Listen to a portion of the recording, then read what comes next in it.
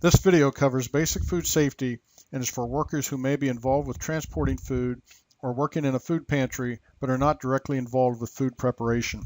The training video will cover why food safety is important and your role in keeping food safe, and the 4 key control points that address the hazards of handling food safely.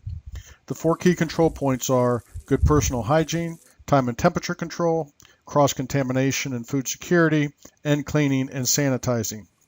Copies of basic food safety training materials can be downloaded at the training resource page at harvestsupport.org.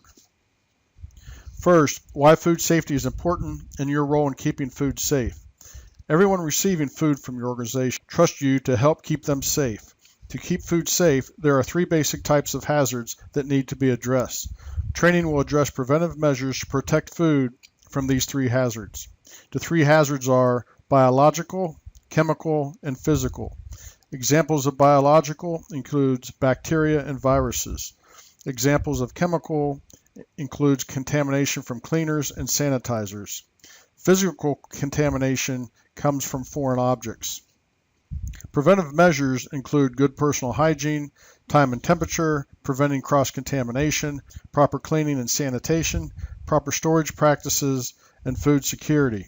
Your role is to be aware of preventive measures and to practice good food safe handling techniques by managing the 4 key control points. The first control point covered is practicing good personal hygiene. Hand washing is very important to food safety. Proper hand washing technique requires that you wet your hands in hot running water, use enough soft soap or bar soap to let you work up a good lather, wash hands and arms between fingers, back of hands, and nails for 10 to 15 seconds. For a benchmark, singing happy birthday twice quickly takes roughly 15 seconds. Make sure you rinse hands and arms thoroughly using warm running water. Then dry your hands using paper towels or a hand dryer. Always wash your hands again when they become contaminated. Always wear clean clothes to avoid cross-contamination of food. Do not work when sick. If you are sick, you could contaminate food and equipment, which could make coworkers and those receiving your food sick. When working in food preparation area, wear a hat or hairnet and remove jewelry to avoid cross-contamination. The second key control point covered relates to time and temperature control. Some foods allow more bacteria growth than others, and these potentially hazardous foods require proper time and temperature control to prevent bacteria from growing to dangerous levels. Potentially hazardous food most likely to become unsafe and therefore require both time and temperature control include dairy products, poultry, meat, seafood, heat-treated plant foods such as baked potatoes and vegetables, sliced melons, tomatoes, leafy greens, sprouts, and sprout seeds. These are foods that you typically refrigerate.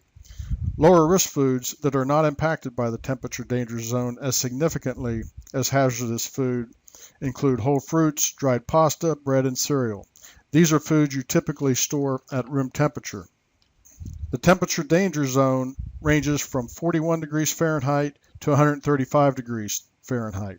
Potentially hazardous food must remain outside of this temperature range to help avoid rapid bacteria growth.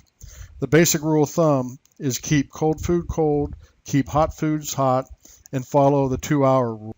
Keeping cold foods cold. Cold food must be held below 41 degrees Fahrenheit, frozen at 0 degrees. Freezing at 0 degrees Fahrenheit prevents additional bacteria growth.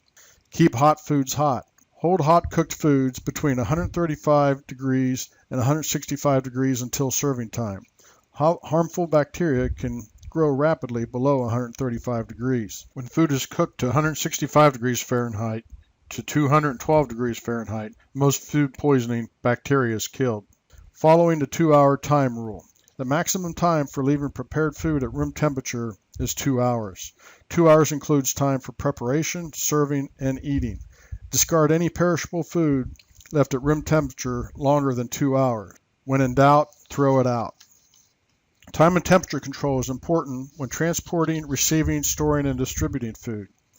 Use proper insulated containers to transport cold and frozen food. Frozen food received. Temp must be 0 degrees. Cold food that requires temperature control must be 41 degrees or lower. To document food safe practices are in place, food temperature is taken and recorded when food is received. Temperature in refrigerators and freezers must also be monitored for food requiring temperature control. To document that food safe practices are in place, temperature is monitored and recorded for refrigerators and freezers where food is stored. When distributing or serving food, cold foods must be held below 41 degrees and hot foods must be held above 135 degrees. If temperature control is not used for cold and hot hold foods, follow the 2-hour time rule. While it is admirable to not waste good food, be careful to avoid foodborne illness in the process. Remember, when in doubt, throw it out. Calibrated thermometers are required for checking food and equipment temperatures. Thermometers must be calibrated, and the calibration must be logged. The accuracy of thermometers must be checked by placing in a glass of ice water and adjust at 32 degrees, as temperature accuracy varies widely, and many thermometers available are inaccurate off the shelf. Temperature can be checked by one of the following sampling techniques. You can temp food without penetrating the food wrapper. You do this by putting a thermometer probe between two packages to check temp. This often takes a little bit longer than probing food directly. Or you can temp food by inserting a thermometer directly into the food. Thermometer probe must be cleaned and sanitized or wiped with an alcohol swab prior to inserting the food. If thermometer probe is not sanitized, discard the food tested. Monitor food temperatures in coolers and freezers with thermometer or a temperature gauge. As noted earlier, temperature control logs are to be maintained to document temperature when food is received and for food stored in refrigerators and freezers. Proper labeling and rotation of food is also required to manage food's time limitations. All foods must be labeled with description of the food and date. Food must be rotated in storage using a first in, first out method. Shelf life standards and expiration guidelines that reference manufacture dates are available from a number of sources. There are links to USDA and other sources for shelf life standards on the HSN Training Resources page. Proper labeling and tracking of food is also required in case a product recall notification is received. This allows identification if the recalled item is on hand, and if recalled food is on hand, to locate and dispose of the recalled product in a proper manner. The third control point covered is cross-contamination and food security. Avoiding cross-contamination is very important. First step to avoiding cross-contamination is to inspect food when picked up or received. Reject items if the package is dirty, water stained, leaking, or discolored. Packaging should not have holes, tears, or other types of damage. When transporting food, make sure food is carried in a proper containers and that food is under your control at all times. Monitor others helping you load food into your vehicle and lock doors when away from the vehicle when the food is inside. Food should only be stored in areas designated for food and should be at least 6 inches from the floor. Always store chemicals and cleaning supplies in an area separated from food storage. Chemicals and sanitizers must also be clearly labeled to avoid cross-contamination. The fourth control point covered is cleaning and sanitizing. Cleaning and sanitizing are two different things. Cleaning removes food and other dirt from a surface, while sanitizing reduces microorganisms to a safe level. Any surfaces where packaged food is handled must be clean. An example is a tabletop used to remove packaged product from a transport container prior to placing the package in a refrigerator or freezer. This surface must be cleaned. Any surfaces that unpackaged food comes in direct contact with must be both cleaned and sanitized.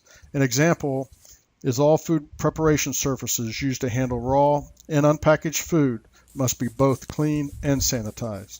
The proper time to clean and sanitize food contact surfaces include after you are done using them, before you start working with a different type of food, anytime you are interrupted during food handling process and surfaces may have been contaminated, and after 4 hours if the items have been in constant use.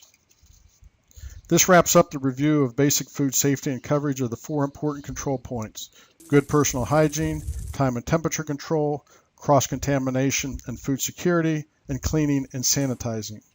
For more information, see the Harvest Support Network Training Resource page at harvestsupport.org or call the Food Donation Connection Support Center at 1-800-831-8161.